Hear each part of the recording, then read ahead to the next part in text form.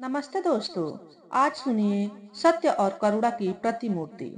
कुसुम जी, आपकी आज तक की दुनिया में ऐसा कौन सा आदमी है जिसके लिए आपके मन में पूर्ण श्रद्धा है और कभी कोई प्रश्न चिन्ह नहीं लगा है? याद आ रहा है? डॉक्टर साहब के प्रश्न के उत्तर में मेरे मुंह से बेसाख्ता निकला, आनंद जी। डॉक्टर साहब, मैंने भगवान को तो नहीं देखा है, पर लगता है वह भी इनके आसपास की सी कोई चीज होंगे। यह उक्ति बेवजह नहीं थी, इसके पीछे वर्षों से देखे सुने अनुभवों की लंबी श्रृंखला थी। कुसुम, जरा आनंद के कमरे में झांक कर देखो तो वहां कौन है?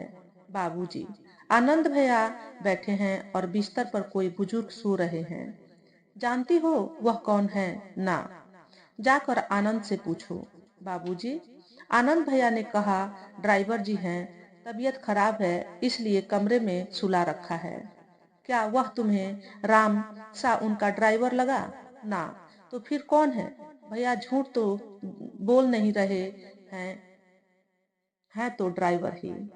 हाँ, ड्राइवर तो है पर अपना नहीं, बगल के मकान में काम करता है। क्या? तो फिर अपने यहाँ कैसे? अरे भाई, यही तो मुसीबत है। आनंद की दया का तो और छोर है नहीं। पर घर के दूसरे लोग यह सब कैसे पसंद करें? अपना ड्राइवर हो तो भी सर्वेंट क्वार्टर में ही सोता, फिर वह तो अत्यधिक पुराना और घर वालों जैसा होने के कारण खट बर्दाश्त भी जाता। पर यह तो दूसरों का ड्राइवर खुद के फ्लैट के अंदर अपने कमरे में अपने बिस्तर पर है।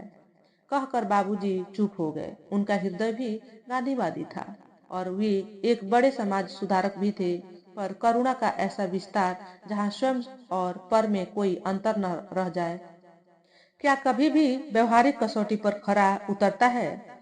मैं उनकी परेशानी को समझ रही थी, पर चूंकि आनंद भैया की भारी भक्त थी और इस घटना का कोई भी सीधा अपेक्ष मुझ पर नहीं आ रहा था, इसलिए मैं आनंद जी की महानता की और भी कायल हो गई। मेरे मन अवकाश उनकी पर दुख कातरता के प्रताप का इतना सघन आलोक छाया हुआ था कि बाबूजी की असुविधा का एक छोटा सा अंधेरा कोना उसमें छिप गया था। संयुक्त परिवार के मुखिया की मजबूरी मेरी समझ में आ रही थी, पर उस आदमी का क्या किया जाए जो करुणा का सागर है, उसके लिए बीमार और वह भी गरीब, सिर्फ बीमार और असहाय ही है। फिर चाहे वे उसे अच्छी तरह पहचानते न भी हो, पर उनका स्वयं का बिस्तर और कमरा तो उसके लिए हाजिर कर ही सकते हैं। कुछ लोग तो ट्रेन और होटल में भी धुली हुई चादर व्यवहार करने में हिचकिचाते हैं और अपना बिस्तर वह भी किसी दूसरे के बीमार ड्राइवर को। कुछ देर चुप रहकर धीर गंभीर डॉक्टर साहब ध्यान से मुझे देखते रहे। अब तक वे मेरे स्वभाव से काफी परिचित हो चुके थे और जानते थे कि मैं सहज ही किसी की ऐसी अतियुक्तिपूर्ण प्रशंसा नहीं करती। काफी कंजूस हूँ इस मामले में। थोड़ी देर बाद वे बोले, तब तो उससे तुरंत मिलना होगा और उन्हें जानने की कोशिश भी करनी होगी। अपने इस कथन के बाद मैं भी कुछ चकरा गई थी कि मेरे मुंह से ऐसी बात निकली कैसे। कौन सी घटनाएं, कौन से कारण ऐसे थे जिन्होंने अनायास ही मुझसे ऐसा कहलवा दिया। मन और मस्तिष्क में कई स्मृतियां कौंधने लगी। मेरे दृश्य पटल पर उनका झुरमुट इतना बड़ा हो गया था कि समझ में नहीं आ रहा था कि जिस व्यक्ति की मानसा वाचा कर्माणा ज्ञानेन्द्रियां और कर्मेंद्रियां सिर्फ अपने से परे देखती हो, जिनके क्रियाकलापों की आहट दूर रहकर भी अहर्निश आप तक आती रही हो, ऐसी बातों का साझा कैसे हो? और फिर क्या कभी किसी ने ऐसा व्यक्ति देखा या सुना है? डॉक्टर रेड्डी, आप इस तरह आंखें फाड़े भुतासे से, यानी कि कुछ अनहोनी देखने से पैदा हुई घबराहट क्यों लग रहे हैं और यो तेजी से मेरी ओर क्यों बढ़े आ रहे हैं? देखिए, कहीं आखड़ यानी कि छोटी ठोकर लगने से गिरना मत जाइएगा। आइए बैठकर बताइए, क्या विचित्र बात देख ली है आपने? वैसे आपके चेहरे से जाहिर है कि बात विचित्र होते हुए भी दुखपूर्ण नहीं है। नहीं नहीं कुसुम जी, मैं घबराया हुआ नहीं हूँ, अचंभित हूँ। आपने मुझे आनंद जी के कई किस्से सुनाए हैं, जैसे कि वे अपने नौकर को आप कहकर बुलाते हैं, उसे अपने साथ बैठाकर खाना खिलाते हैं वह इनके साथ के ही बिस्तर पर सोता है आदि। आपने यह भी बताया था कि वे रोज सुबह या शाम 3-4 किलोमीटर चलकर मध्य कलकत्ते से निमतला स्ट्रीट यानी कि उत्तर कलकत्ता जाते हैं और वहां एक चौकीदार के बेटे को वर्षों से पढ़ाते हैं और इस साल वह लड़का 10वीं पास कर लेगा आदि आदि। ये सारी बातें मैं एक किस्से की तरह सुन लेता था और आपकी बातों में से कुछ तो काट छांट दिया करता था और कुछ के लिए सोचता था कि कई पैसे वाले अपने आप को कम्युनिटी सिद्ध करने के लिए ऐसी हरकतें करते रहते हैं। ऐसा ही कुछ माजरा यहाँ भी होगा। पर आज मेरी आंखें खुल गई। कहकर वे बाएं दाएं दक्षिणी भंगिमा गर्दन हिलाने लगे, जिसमें यह भाव था कि मान गए भाई मान गए। डॉक्टर साहब आखिर हुआ क्या? आप यूं ही भूमिका बांधते रहेंगे या आगे भी कुछ बताएंगे?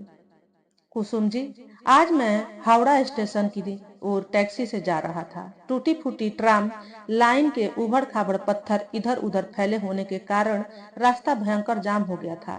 मैं टैक्सी से उतर पड़ा और संभल संभल कर पग धरता अपने गंतव्य की ओर चल पड़ा। इतने में देखा कि टुंडा मुंडा मैला सा कुर्ता और पजामा पहने आनंद जी मेरी बगल से गुजरे। उनके सिर पर एक अल्युमिनियम का छोटा बक्सा था और हाथ में एक थैला।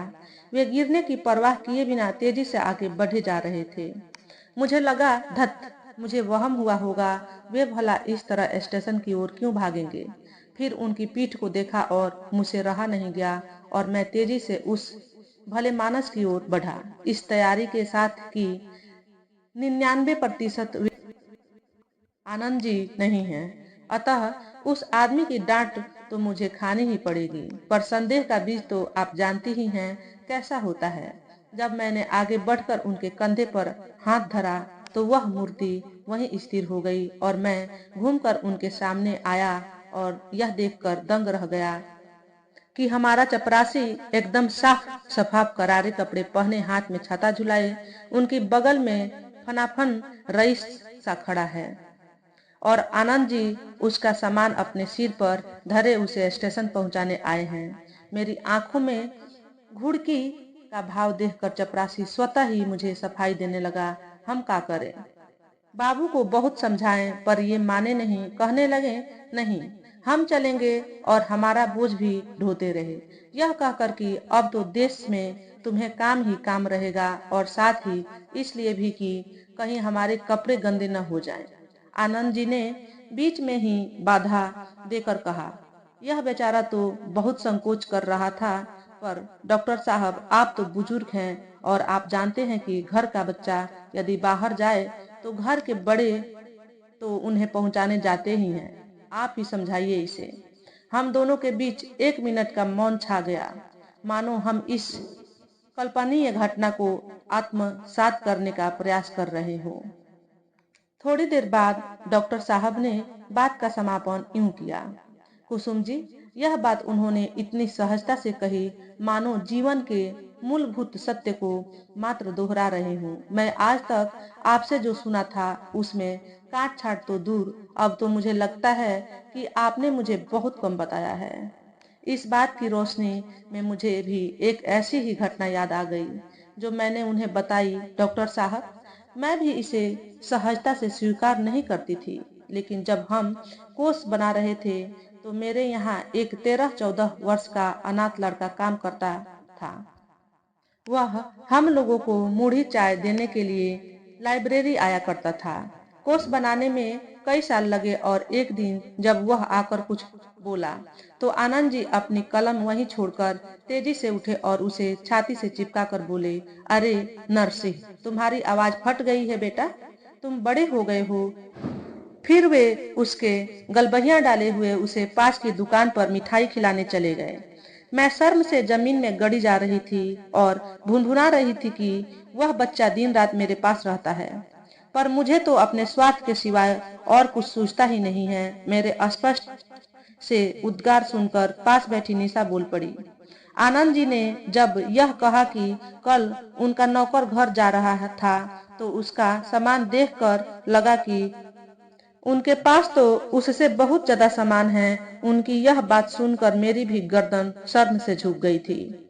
उनके सर्वजन हिताय किए हुए काम इतनी बड़ी संख्या में है कि एक ओर ऊर्ध्वाकार उदग्र क्षितिज के पार की रेखा दूसरी ओर की धरती के अंतिम छोर तक के अनुलंबित विस्तार को ढक ले।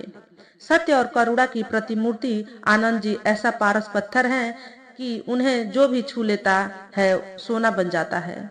उनके स्पर्श ने ढेरों लेखकों और साहित्यकारों को जन्म दिया है, जिनमें से कई तो उनसे पहला वाक्य बनाना सीखकर आज अंतर्राष्ट्रीय ख्याति प्राप्त कर चुके हैं। उनके अनपढ़ नौकर चाकर भी आज साहित्यिक पत्रिकाओं में छप रहे हैं, पुस्तकें प्रकाशित करवा रहे हैं। इन बातों का अविश्वसनीय लगना स्वाभाविक है, क्योंकि हमारे अनुभव क्षेत्र में इतनी ढेरों क्या ऐसी एक भी गुणवत्ता से संपन्न कोई व्यक्ति नहीं आता है। लेकिन कई बार कोई धरती पुत्र अपनी सीमाएं तोड़कर आकाश के भी पार चला जाता है, और आनंद जी वही हैं। हकीकत तो यह है कि ये बातें उनके कृतित्व के परिणाम में बहुत कम है। तो दोस्तों, आज के वीडियो में बस इतना ही। अगर आपको हमारे द्वारा बताई गई कहानी थोड़ी सी भी अच्छी लगी हो तो वीडियो को लाइक और शेयर करें। चैनल पर पहली बार आए हो तो चैनल को सब्सक्राइब करके बेल नोटिफिकेशन को ऑल पर सेट कर लें, ताकि आपको ऐसे ही अच्छे अच्छे वीडियो देखने को मिले।